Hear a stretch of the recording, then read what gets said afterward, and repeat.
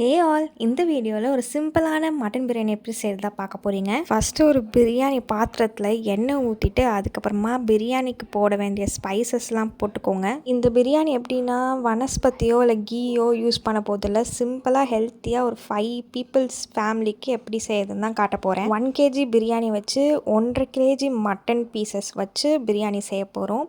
ஒரு 8 வெங்காயத்தை ஸ்லைஸ் பண்ணி வெட்டிட்டு இந்த மாதிரி நல்லா கேரமலைஸ் ஆனதுக்கப்புறமா இஞ்சி பூண்டு பேஸ்ட்டு ஒரு 5 டீஸ்பூன்ஸ் போட்டிருக்கேன். அதை போட்டுட்டு அதையும் நல்லா வதக்கிக்கோங்க. நெக்ஸ்ட்டு வதக்கி முடிச்சக்கப்புறமா புதினா, ஒரு கட்டு புதினா அதை போட்டுக்கோங்க.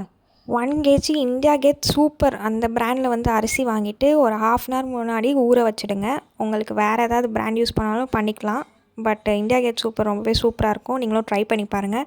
அதுக்கப்புறமா ஒரு 8 பச்சை மிளகாய் போட்டுட்டு ஒரு 2 டீஸ்பூன் ரெட் சில்லி பவுடர், சக்தி மசாலாவோ இல்லை ஆச்சி மசாலாவோ உங்கள் டிபார்ட்மெண்ட் ஸ்டோரில் என்ன ரெட் சில்லி பவுடர் கிடைச்சாலும் அதை யூஸ் பண்ணிக்கோங்க. அதுக்கப்புறமா 1 kg பிரியாணிக்கு ஒரு 1/2 kg டொமேட்டோ, அதையும் நல்லா ஸ்லைஸ் மாதிரி கட் பண்ணிட்டு அதையும் போட்டு நல்லா மிக்ஸ் பண்ணிக்கோங்க. அதுக்கப்புறமா 3 டீஸ்பூன் சால்ட். இந்த கிளிப்பை நான் எடுக்க மறந்துட்டேன், சாரி. ஆனால் இந்த டீஸ்பூன் சைஸ் தான். இப்போ நம்ம மட்டன் நல்லா குக் ஆகிடுச்சு. ஒரு 3 விசில்ஸ் வச்சுக்கோங்க.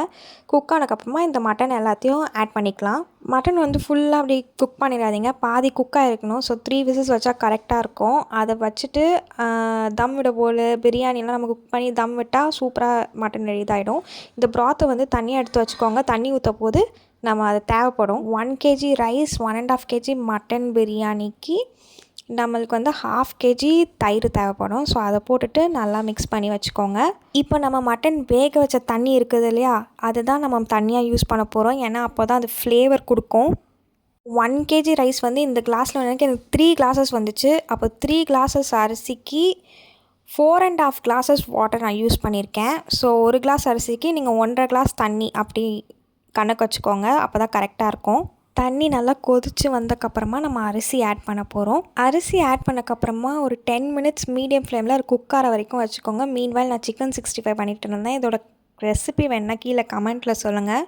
வாவ், பிரியாணி சூப்பராக ரெடி ஆயிடுச்சு. கொஞ்சம் கூட அடி பிடிக்கல. இப்போது வந்து நம்ம 10 மினிட்ஸ் தம் வைக்க போகிறோம். தம் எப்படின்னா மூடியை மூடிட்டு மேலே ஏதோ ஒரு தண்ணியோ இது வச்சு வெயிட் வச்சுருங்க. பாருங்கள், பிரியாணி சூப்பராக ரெடி ஆகிடுச்சு.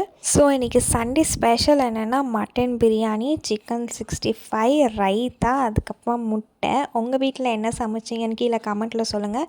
இது கண்டிப்பாக ட்ரை பண்ணிவிட்டு எப்படி இருக்குன்னு கீழே கமெண்ட்டில் சொல்லுங்கள். Don't forget to like, share and subscribe. See you in another video. Bye bye.